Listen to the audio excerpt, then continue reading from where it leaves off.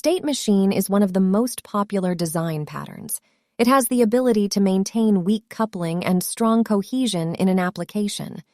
It's built with a while loop, which ensures the continuity of the program. The loop has two registers. The first is for the type-defined enum with the name of a state.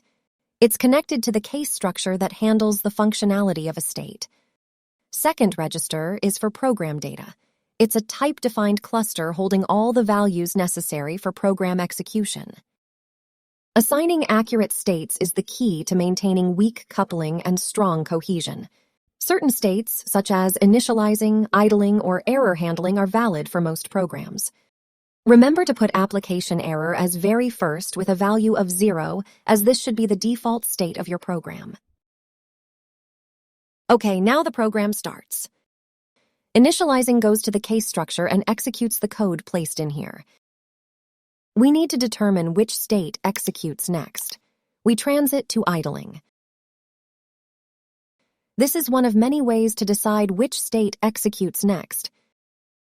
It's easy to add more transitions. When the stop is pressed, we go to the exiting. Connect the constant true to the stop condition and set use default if unwired for this stop tunnel.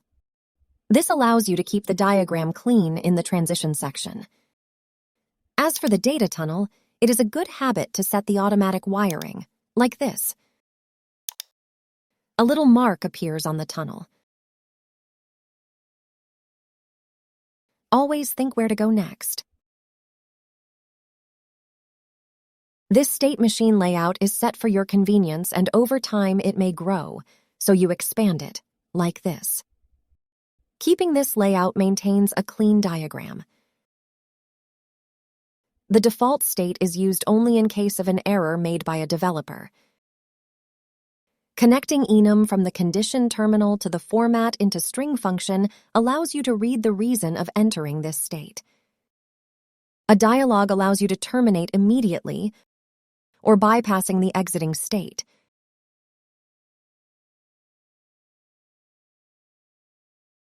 There, this is basic architecture of the state machine. Lastly, you can add an error cluster to maintain error information in the application. Use the link input tunnel. In idling, insert a wait function to get the processor time to perform other tasks. Now it's complete.